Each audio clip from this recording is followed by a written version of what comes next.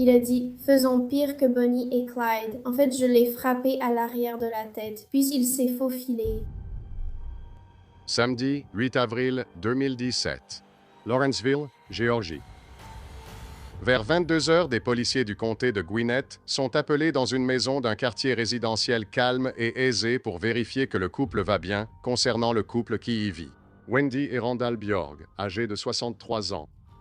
Les agents sont déjà allés au moins 5 fois s'assurer que le couple allait bien, à la demande de proches inquiets vivant dans un autre État, sans nouvelles depuis plus d'une semaine. Bien que les agents n'aient pas eu de raison de pénétrer dans la maison auparavant, cette fois-ci, c'est différent. Ce qu'ils découvrent pousse le service de police du comté de Gwinnett à publier ce communiqué. C'est une affaire très particulière et troublante à bien des égards, et les enquêteurs cherchent encore à déterminer le mobile. Il est possible que nous ne trouvions jamais de scénario logique pour une personne raisonnable.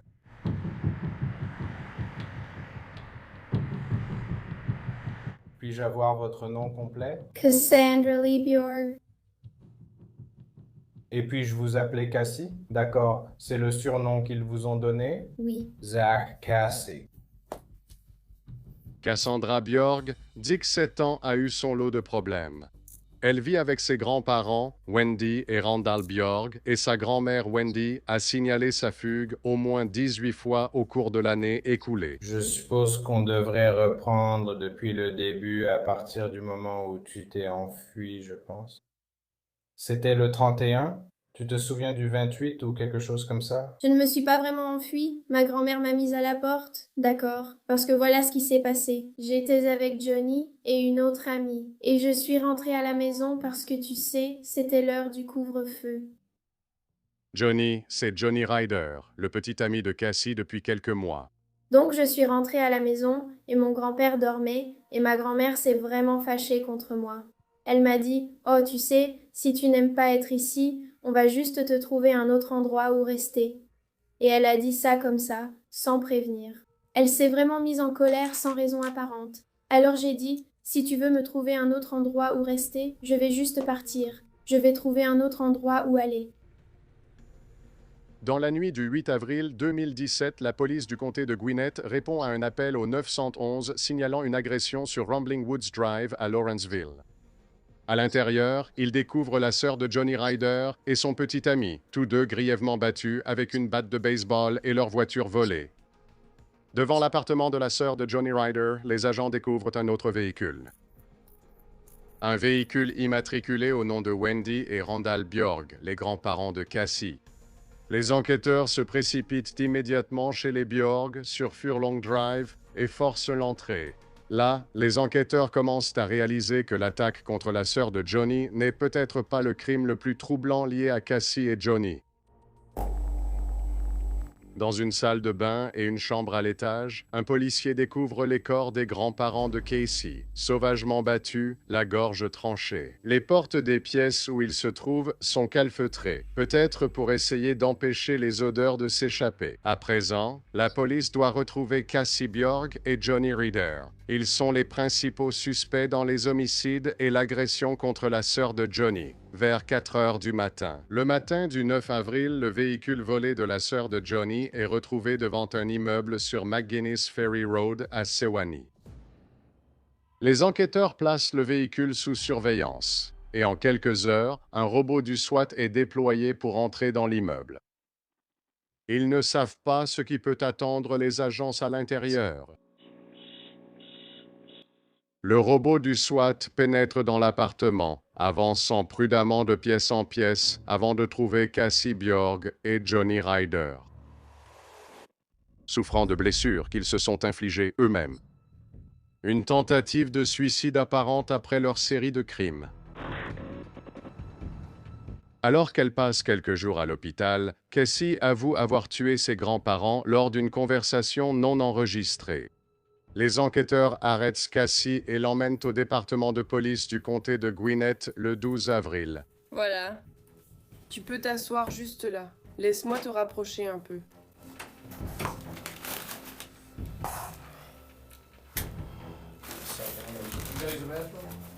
Ils lui offrent un réconfort familier.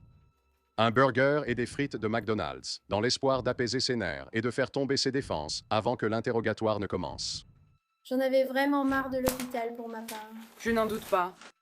Ses mains et ses avant-bras sont encore couverts de bandages et reliés par des chaînes. Les détectives finissent par lui enlever les chaînes pour lui permettre de manger son McDonald's.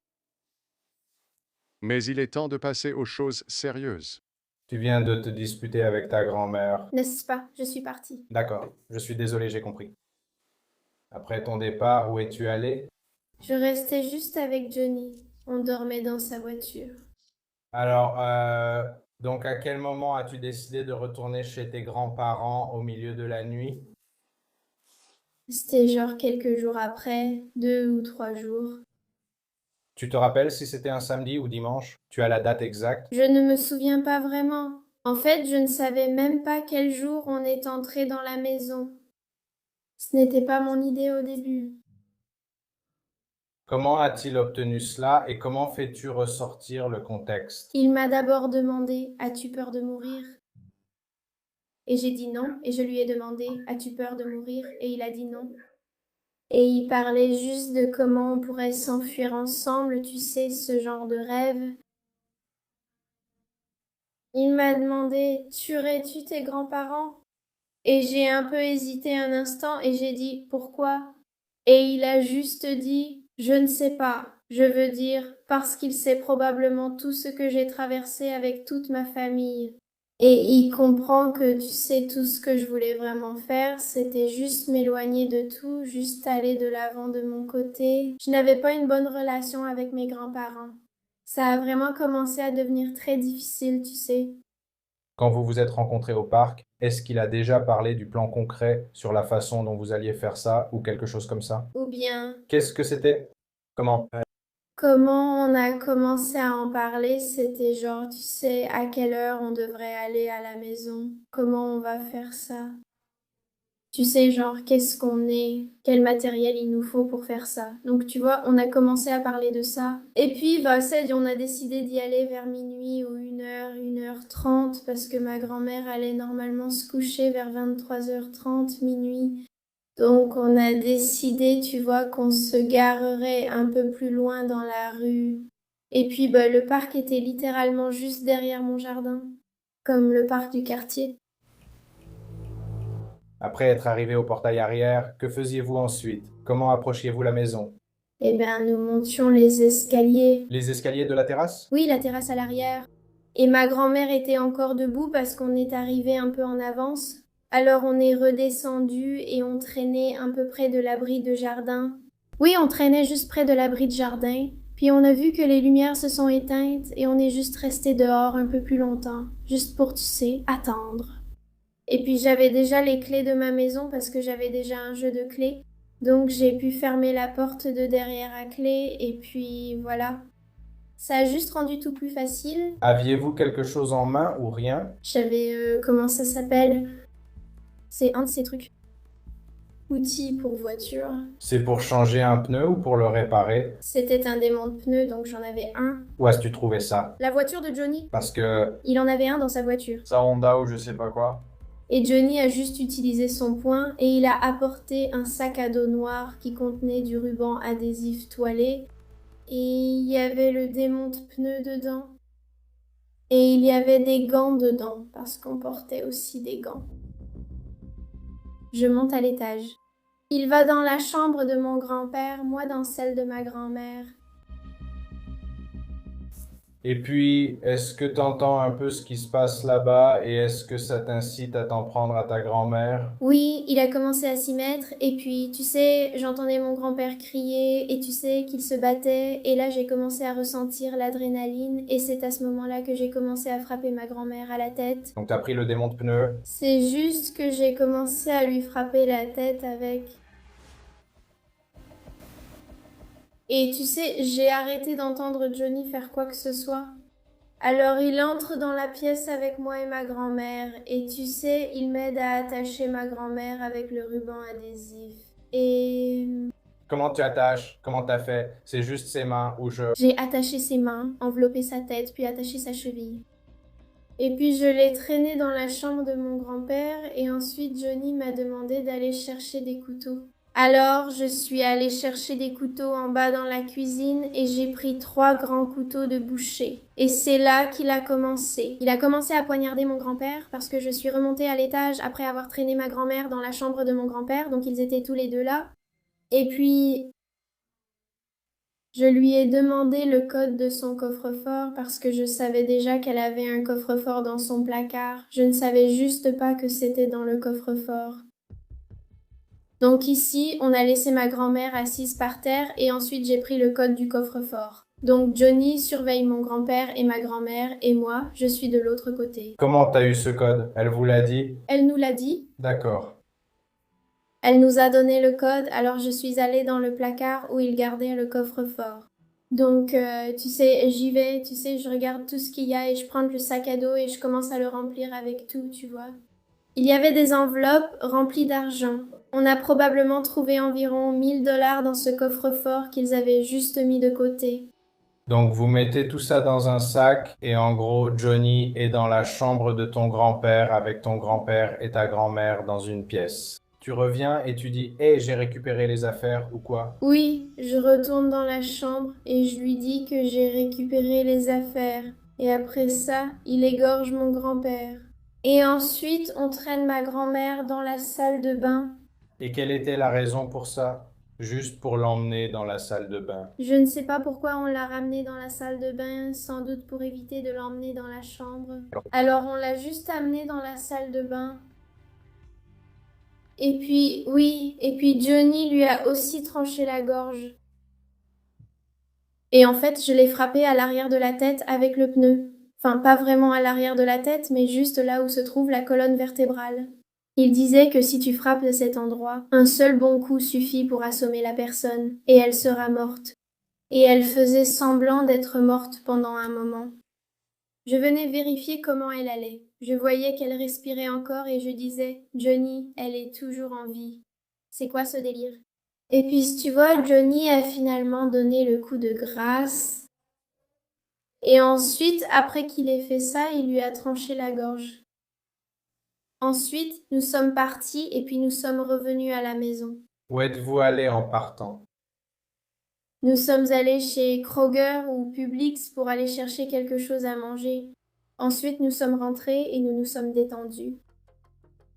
Après avoir brutalement tué les 2 personnes qui s'occupaient de Cassie lorsque ses parents ne le pouvaient pas et qui ont appelé la police 31 fois en essayant de l'aider, le duo traîne dans la maison, profitant de l'argent de ses grands-parents.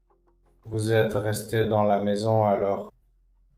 Oui, c'était un peu des deux. On entrait et sortait de la maison pendant quelques jours. Il n'y avait que lui et moi. On n'a rien dit à personne. Je veux dire, j'ai dit à mes amis que mes grands-parents étaient partis en vacances pour 2 semaines. Tu as pris le sac de ta grand-mère? Oui, j'ai pris le sac à main de ma grand-mère. C'était où ça? C'était dans la voiture. Et les hommes? Ils prennent des portefeuilles comme celui de grand-père? Impossible de trouver son portefeuille, je ne savais donc pas où il était. Je n'avais que celui de ma grand-mère dans son sac. Il l'a caché sous son lit. Malin, ce gars. Parce qu'on a failli ne pas le trouver. Son portefeuille et son téléphone sont sous son lit. Vraiment? Oui. Je suppose que c'est là qu'il a commencé à le cacher. Cassie semble rire du fait que son grand-père ait réussi à lui cacher son portefeuille. Puis Cassie dit quelque chose d'encore plus choquant que ce que les détectives ont déjà entendu. Pendant cette conversation, tu évoquais peut-être quitter la ville, commencer une nouvelle vie et repartir à zéro. Oui. Pourquoi êtes-vous resté? Oui, donc la raison pour laquelle nous sommes restés en ville, c'est parce que le plan était de s'en prendre à nos 2 familles. C'est pour ça. Attends, quoi? D'accord, donc le plan était qu'on allait tous les 2 nous en prendre à nos 2 familles. Mais d'abord, on s'en est d'abord pris à mes grands-parents. Ensuite, c'est pour ça qu'on est allé chez Johnny et qu'on a attaqué sa sœur et son petit ami parce qu'il voulait tuer sa famille. D'accord. Donc, c'est pour ça qu'on est resté en ville pendant quelques jours parce que, tu sais, on voulait avoir un peu d'argent. On voulait se préparer à partir. Et puis, ce plan juste d'aller chez lui, en fait, ça n'a pas du tout marché. À partir de là, tout est parti en vrille. Et pour la maison de Johnny, tu y es allé avant que tout le monde ne rentre pour la nuit? Oui, parce qu'en fait, notre plan, c'était... Pourquoi ne pas les attaquer pendant leur sommeil? Je ne sais pas vraiment pourquoi on ne l'a pas fait, mais il a dit que ce serait beaucoup plus facile si on attendait qu'ils rentrent chacun à la maison. Comme ça, on pourrait les assommer un par un, oui. Et ça ne s'est pas vraiment passé comme ça. Qui a eu cette idée? En a-t-on aussi parlé au parc Petrie Ridge? C'était l'idée de Johnny, parce que c'est pour ça qu'il m'a demandé si je voulais tuer mes grands-parents, parce qu'il voulait déjà tuer sa famille. Et il a dit, soyons Bonnie et Clyde. Tu as dit ça? Oui. J'ai dit d'accord. C'est ce que j'ai dit au début quand... Parce que c'est moi qu'on a appelé sur les lieux au début, et c'est la première chose qui m'est venue à l'esprit. Connie et Clyde.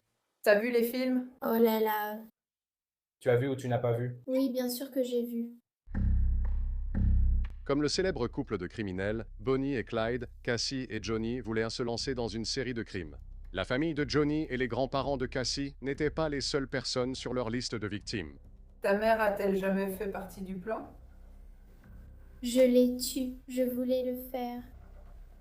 Est-ce que c'est quelque chose dont toi et Johnny avez parlé ou c'est une idée qui t'est venue toute seule? Eh bien, je veux dire, on en a parlé, mais ensuite Johnny a dit non, on ne peut pas perdre notre temps avec eux. Et j'ai dit d'accord. Mais moi, j'en avais envie. Y a-t-il eu un moment où ça a craqué? Est-ce que tu te sens mal pour ce qui s'est passé? Tu trouves qu'elle mérite ce qui lui est arrivé? Comment tu te sens maintenant? Je ne suis pas à ta place. N'est-ce pas, mes grands-parents? Oui. Je veux dire, je me sens vraiment mal.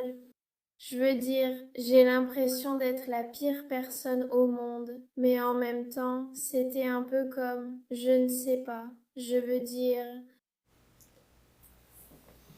j'ai le cœur brisé. Mais je ne sais pas, c'est vraiment bizarre, genre je suis vraiment triste à ce sujet, et c'est genre une des raisons pour lesquelles, tu sais, j'ai voulu, tu sais, me suicider. Tu sais, et juste faire une overdose. Parce que tu sais, il se passait déjà tellement de choses entre mes grands-parents et moi. Genre, je ne pouvais plus supporter ça, tu vois. Le truc, c'est qu'on peut en gros reconstituer ce qui s'est passé à partir des preuves et tout ça. Mais ce qu'on ne peut jamais vraiment expliquer, c'est pourquoi ça s'est produit. Est-ce que tu étais en colère? Est-ce que tu étais triste quand ça se passait? Explique-moi un peu ce qui se passait dans ta tête. Je veux dire, est-ce que c'était comme tu l'as dit, cette montée d'adrénaline où c'est le moment d'y aller, je dois juste faire ce pourquoi on est venu? Oui, Ou c'était plutôt comme eux, ils m'avaient imposé 1 heure de rentrée, ils l'ont mérité. C'était parti. c'est les deux. Les deux? Honnêtement, je ne sais pas. En fait, toutes mes émotions sont sorties d'un coup pendant que ça se passait. J'étais en colère et j'étais triste, mais j'avais aussi le cœur brisé en même temps, tu vois. Parce que c'était juste, tu vois, pourquoi tout ça devait arriver à ma famille, tu vois, pourquoi est-ce que je devais gérer tout ça, tu vois. Et c'est juste que j'en ai vraiment eu marre et je ne pouvais plus le supporter. C'est comme si j'explosais à l'intérieur presque. J'avais envie de m'enfuir et d'être seule avec quelqu'un, tu vois, et de simplement commencer ma vie. J'étais juste fatiguée d'être avec grand-mère et... Grand-mère et grand-père étaient tes plus gros problèmes. Oui. Où comptais-tu aller après? On comptait aller en Floride. D'accord. Un endroit en particulier? Peut-être Pensacola, Panama City. Juste quelque part, tu sais, où on pourrait s'évader, où on pourrait un peu fuir la réalité. Je ne suis pas sûr. C'est un peu tout ce que j'ai envie de faire depuis si longtemps. Échapper à la réalité où tu es mamie et papy. Non, non, il ne s'agit pas de les tuer, mais plutôt de fuir tout cela. Tu vois? Juste commencer ma vie. Le détective part et revient avec une vidéo d'une personne qui affirme avoir fait la fête dans la maison de Björg quelques jours après les meurtres, alors que les corps des grands-parents étaient encore à l'étage. Je dois dire un truc sur toi, tu vois, je n'écoute pas les gens, tu vois, je t'aime. You kick.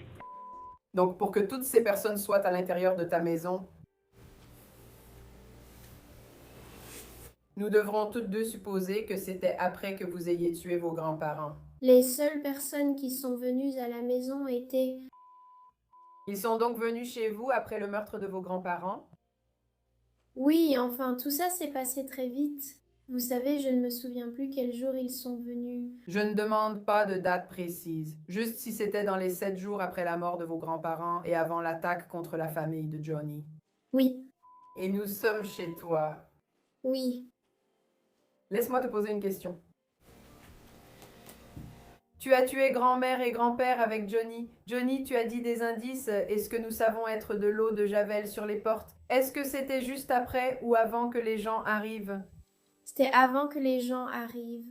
D'accord, donc j'ai même versé de l'eau de Javel sur eux avant qu'ils n'arrivent. Tu as versé de l'eau de Javel sur grand-mère et grand-père? Oui, Puis, tu as laissé l'une des bouteilles d'eau de Javel près de grand-mère dans la salle de bain. oui. Pourquoi as-tu versé de l'eau de Javel sur eux? Johnny m'a dit de le faire. Pour l'odeur? D'accord. C'était parce que ça sentait mauvais et que tu avais du monde. Nous n'avions pas l'intention d'inviter qui que ce soit. On a seulement invité Shina ce jour-là parce qu'on s'est dit, tu sais, que c'était seulement quelques jours après, donc on pensait que ça irait. Genre, ça ne sentait pas mauvais dans la maison. Ils savent que tes grands-parents étaient à l'étage? Non, Ils n'en ont aucune idée. il l'ignorait. Je lui ai dit qu'ils étaient partis en vacances. Sont-ils montés à l'étage, ne serait-ce qu'une fois? Non, Combien de temps sont-ils restés là-bas? juste pendant quelques heures. Ils sont arrivés très tard dans la nuit. As-tu utilisé le téléphone de mamie pour envoyer un message? Oui, Tu faisais semblant d'être mamie. oui. À qui as-tu envoyé un message? Juste Sylvia. D'accord. Et elle, c'est qui pour toi? C'est une membre de la famille en Californie. D'accord. Donc tu as envoyé un message à Sylvia. Qu'est-ce que tu as dit à Sylvia? Elle n'arrêtait pas de demander est-ce que tout va bien? D'accord, parce qu'elle a commencé à paniquer, parce que ma grand-mère ne lui envoyait plus de messages. J'ai commencé à lui envoyer des messages pour dire que tout allait bien. Où as-tu pris le téléphone de grand-mère? Sur sa table de nuit ou dans son sac à main? Il était sur sa table de nuit, d'accord. Tu l'as pris avant ou après l'avoir frappé avec le démon de pneu? C'était genre au milieu. Au milieu, donc elle ne pouvait pas appeler le 911. Tu sais, on s'est assuré qu'elle ne puisse plus les appeler.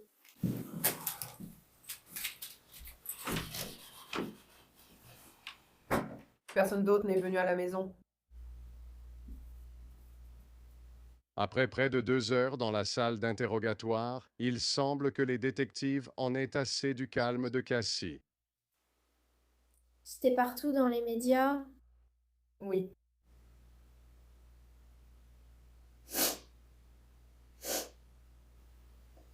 Autre chose?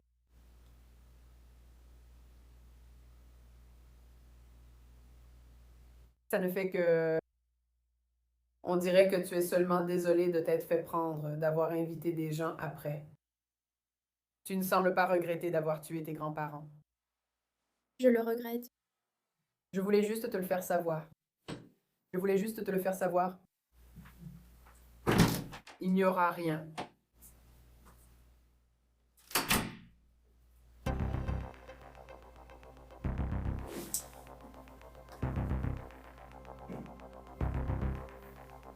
Pendant les minutes qui suivent, la carapace de Cassie semble se fissurer alors qu'elle alterne entre pleurer et essayer de se ressaisir. Finalement, les détectives en ont assez entendu et placent Cassie en détention. Tu es accusé de meurtre intentionnel pour ta grand-mère et de meurtre intentionnel pour ton grand-père. L'agent Duty va maintenant t'emmener en prison, donc.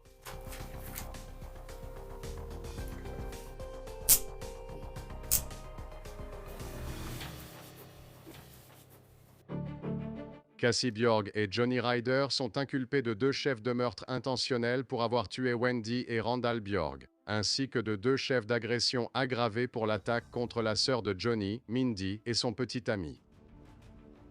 En février 2018, ils plaident tous les 2 coupables pour tous les chefs d'accusation. Ils sont chacun condamnés à 2 peines de réclusion à perpétuité. Lors de leur condamnation, Johnny présente ses excuses pour ses actes en disant « Je sais que ce que j'ai fait est abominable et maléfique et mérite les flammes de l'enfer. Je voudrais présenter mes plus profondes excuses à la famille Bjorg. Je suis vraiment désolé pour la douleur et le chagrin que je vous ai causé à tous. » Cassie, sous le regard de sa famille, ne dit rien.